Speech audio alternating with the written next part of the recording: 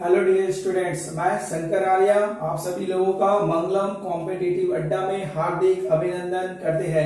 ठीक है, जैसा हम लोग रीजनिंग में इनइक्वालिटीज का टॉपिक पढ़ रहे थे, उसमें इनइक्वालिटीज में हम लोग पहला टाइप पढ़े क्या सिंगल स्टेटमेंट बेस्ड क्वेश्चंस। उसके बाद टाइप 2 में हमने पढ़ा more than one statement questions, उसमें हम लोग सीरीज बेस्ड पढ़े और विदाउट सीरीज बेस्ड। उसमें अगला इनइक्वालिटीज में टाइप 3 है हमारा sample based questions. Sample based questions जो होते हैं, हमारे कुछ सैंपल्स दिए रहेंगे और उसका कोड करने के लिए कहा जाएगा। ठीक है, जिस प्रकार एग्जाम में आपके क्वेश्चन पूछे जाते हैं उसी पैटर्न पर यहाँ पर लिखा गया है। क्या लिखा गया है?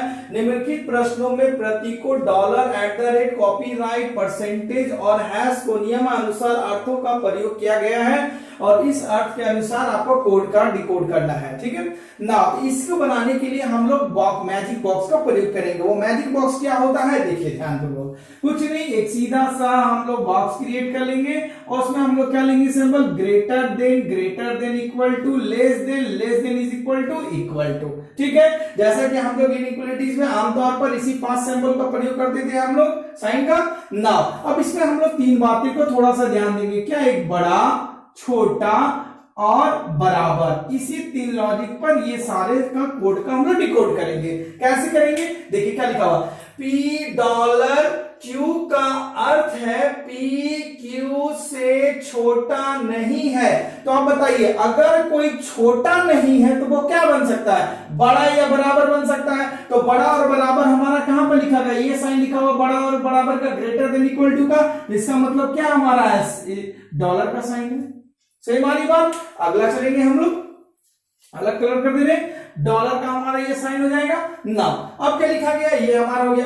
फिर लिखा गया P@Q का अर्थ है PQ से बड़ा नहीं है। तो जब वो बड़ा नहीं है तो क्या बन सकता है? बड़ा नहीं है तो छोटा बन सकता है, बराबर हो सकता है। तो छोटा और बराबर का हमारे यहाँ सिंबल, इसका मतलब क्या होगा? @ हो जाएगा।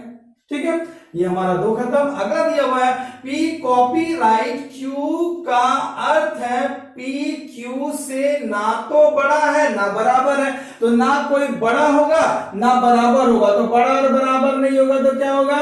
बड़ा भी नहीं है और ना ही आपका बड़ा बराबर है। तो बड़ा और बराबर नहीं होने पर क्या होगा? छोटा होगा। तो छोटा होने का यहाँ साइन है, कॉपीराइट कर दी। ठीक है, अगला दिया हुआ है P%Q का अर्थ है PQ से ना तो छोटा है ना बराबर है। तो ना ही छोटा है ना बराबर है। तो ना छोटा बराबर मतलब बड़ा होगा। तो बराबर का मतलब बड़ा, ग्रेटर देन का मतलब क्या हुआ? परसेंटेज हुआ। ठीक है, और P#Q का अर्थ है PQ से ना तो बड़ा है ना छोटा। तो अगर कोई ना छोटा है और ना ही क्या है? बड़ा है, बड़ा ना छोटा, तो क्या होगा? बराबर होगा। इसका मतलब क्या होगा? Hash symbol. ठीक है, अब इसी मैजिक बॉक्स के आधार पर हम लोग इस कोड का डिकोड करेंगे और इसका जो है सॉल्यूशंस निकालेंगे, कंक्लूजन। ठीक है, तो देखिए क्या लिखा हुआ यहाँ पर M कॉपीराइट T@J का हैश डी। अब इसको मर्ज करेंगे तो कैसे हम लोग लिखेना, हम लोग सीख चुके हैं। क्या लिखेंगे? M कॉपीराइट का मतलब क्या लिखा गया? लेस देन T का मतलब क्या लिखा गया है? Less than is equal to J। और हैश का मतलब क्या लिखा गया है? हैश का मतलब इक्वल टू D। हमने इस स्टेटमेंट का क्या कर दिया? मर्ज कर दिए। ठीक है, अब देखिए किसका किसका कंपेयर का बीच करना है? D और T। हैश लिखा हुआ है तो हैश का मतलब क्या होता है? हमारा इक्वल टू होता है।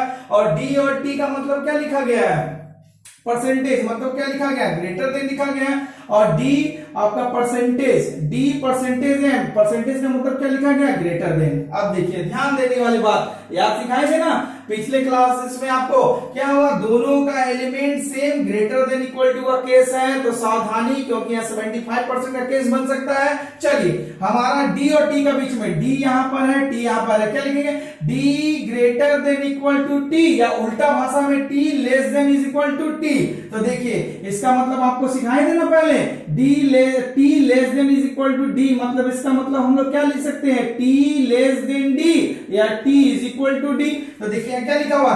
T is equal to D और D greater than T, D greater than T। मतलब यहां पर क्या केस बनेगा? आइदर और का केस बनेगा। तो इसका मतलब होगा या तो एक सही होगा, या तो एक, या तो आपका हो जाएगा या तो एक सही या तो 2 सही। ये हमारा हुआ। अब ये दोनों में से आइदर और का केस बना। अब इसके बाद में d greater than m, d इस प्लेस पर एम है तो क्या हुआ, डी ग्रेटर देन एम। ये 100% है, 75%, 50%, तो 100% वाले की प्राथमिकता देंगे। तो d greater than m, d greater than m मतलब 3 नंबर हमारा सही हुआ। इसका निष्कर्ष जो हमारा रिजल्ट आएगा आपका बनेगा क्या, या तो 1 या तो 2 सही होंगे और 3 सही होंगे। समझ में आ रही बात, ये आइदर और केस आपको बताया गया था। ठीक है, आगे देखेंगे।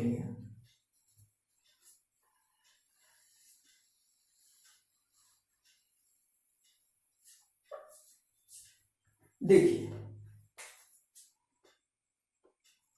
ये क्या लिखा गया आपका, जैसे लिखा गया जे डॉलर टी, इसको अरेंज कर लीजिए। डॉलर का मतलब वहां देखिए क्या लिखा गया है, greater than equal to j. Copyright का मतलब क्या लिखा गया है, less than m. At the rate का मतलब less than is equal to t. ये अरेंज कर दिए। नाउ एच, इसका बीच में एच और एम का बीच में एच और एम, इसका साइन क्या दिया, परसेंटेज का मतलब क्या साइन लगा हुआ है, ग्रेटर देन। तो h greater than m, h greater than, दो अपोजिट साइन, कोई कंपेयर नहीं। ठीक है, अब थोड़ा डायरेक्ट करेंगे। एच और टी का बीच में, एच यहां पर दिया पर टी, दोनों अपोजिट साइन, कुछ भी नहीं, यहां पर कंपेयर नहीं हो सकता इन दोनों का बीच में, क्योंकि दो अलग अलग साइन आ गए, ये भी गलत। टी और क्या लिखेंगे, टी और जे का बीच में, टी यहां पर है, जे यहां पर है, तो देखिए इसका सिंबल क्या लिखा हुआ, परसेंटेज का मतलब क्या लिखा हुआ, greater than. T greater than j, t greater than j, ये बन रहा ना हमारा, टी ग्रेटर देन जे, क्योंकि 75%, 100%, 100% वाले को लेंगे मतलब सही। इसमें हमारा क्या सही हुआ, केवल 3 नंबर सही होगा, केवल थर्ड हमारा सही हुआ। ठीक है, आगे चले।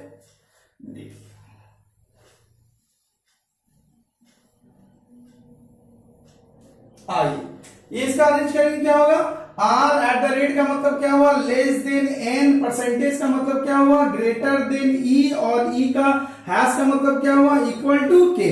ना अब हमारा क्या लिखना है, कॉपीराइट। कॉपीराइट का मतलब क्या हुआ, लेस देन, तो क्या हुआ, आर लेस देन के, आर लेस देन के, नहीं जाए यहां पर के, दो अपोजिट ग्रुप का आ गया, इसीलिए ये गलत हो गया आपका। चलिए परसेंटेज का मतलब क्या लिखा गया, ग्रेटर देन, के ग्रेटर देन एन, के यहां पर है, एन लिखा हुआ है, मतलब एन ग्रेटर देन एन हो रहा, और यहां क्या हो रहा, के ग्रेटर देन एन हो रहा, मतलब उसके अनुसार ये गलत है।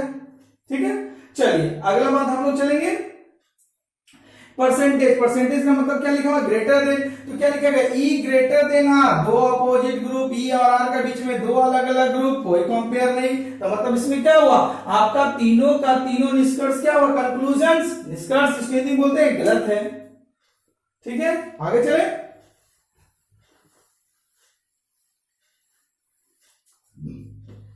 चलिए आइए चौथा नंबर क्वेश्चन को अरेंज कर रहे हैं। एम कॉपीराइट का मतलब क्या लिखा गया है, लेस देन के। परसेंटेज का मतलब क्या लिखा गया है, ग्रेटर देन, आपका क्या लिखा गया है, टी। और डॉलर का मतलब क्या लिखा गया है, greater than is equal to r, ये बात लिखेंगे। चलिए कंक्लूजन, कॉपीराइट, कॉपीराइट का मतलब लेस देन, आर और के के बीच में, आर यहां पर दिया हुआ है हमारा, के यहां पर दिया हुआ था, मतलब के ग्रेटर देन आर होना चाहिए, के ग्रेटर देन आर, मतलब ये सही, क्योंकि 100% लेना है। चलिए कॉपीराइट का मतलब क्या लिखा गया है, लेस देन, तो मतलब आर, सॉरी आर आपका क्या था, ग्रेटर देन ना, के ग्रेटर देन, ठीक है, तो क्या लिखा, r less than m, r यहां पर लिखा गया, एम यहां पर लिखा गया, देखिए इन दोनों के बीच में अपोजिट साइन, आर एम के बीच में क्या दिया हुआ, दो अपोजिट साइन आ गए हैं, तो इसका पर कोई निष्कर्ष नहीं निकलेगा, मतलब ये गलत है। ठीक है, चलिए टी और copyright, so T copyright M, T यहां पर लिखा गया, एम लिखा गया, दोनों के बीच में अपोजिट साइन, इसीलिए क्या होगा, ये भी गलत। तो ये वाले स्टेटमेंट के अनुसार कौन सा कंक्लूजन सही हुआ, केवल 1 नंबर सही हुआ। ठीक है, आइए अगला देखते हैं हम लोग।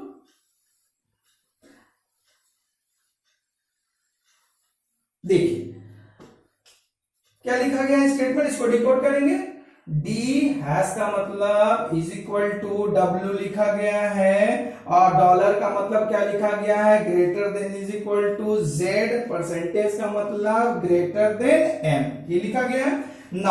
अब इसका मतलब क्या लिखा गया है, कॉपी एट द रेट का मतलब होगा less than is equal to ना, डी जेड, डी हमारा इस प्लेस पर है, जेड यहां पर दिखा हुआ है, तो डी ले greater than is equal to z, d greater than is equal to z, 75%, ये हमारा सही है। चलिए ठीक है, और कॉपीराइट लिखा गया है एम और किसका बीच में, एम और डी का बीच में। तो एम का डी का d greater than m, d greater than m, मतलब ये भी सही है आपका। ठीक है, चलिए डॉलर का पास चलेंगे, ये greater than equal to, d greater than is equal to m, लेकिन ये 100% की प्राथमिकता देना, ये 75%, इसीलिए गलत। तो हमारा क्या होगा, केवल आपका 1 और 2 सही होंगे, 1 और 2 सही होंगे। ठीक है, इस प्रकार आपका ये आपका टाइप 3 रहा, जो इनइक्वालिटीज का सैंपल बेस्ड क्वेश्चंस हुआ। अगर जितने भी सैंपल्स हुए इसी प्रकार आप मैजिक बॉक्स क्रिएट कर लीजिए और उसका आप सॉल्यूशंस कर लीजिए। ठीक है, तो अगर ये वीडियो आपको पसंद आया हो तो लाइक कीजिए, शेयर कीजिए, सब्सक्राइब कीजिए। ठीक है, इस प्रकार हम लोगों ने आप सॉल्यूशंस किया इनइक्वालिटीज का थ्योरेटाइप। इसके जो अगले वीडियो होंगे, जितने भी एग्जाम में इनइक्वालिटी पर क्वेश्चंस पूछे गए हैं वो सॉल्यूशन करा दिए जाएंगे। ठीक है, धन्यवाद। मंगलम कोचिंग सेंटर्स आपका हार्दिक स्वागत करता था, है और रहेगा। धन्यवाद।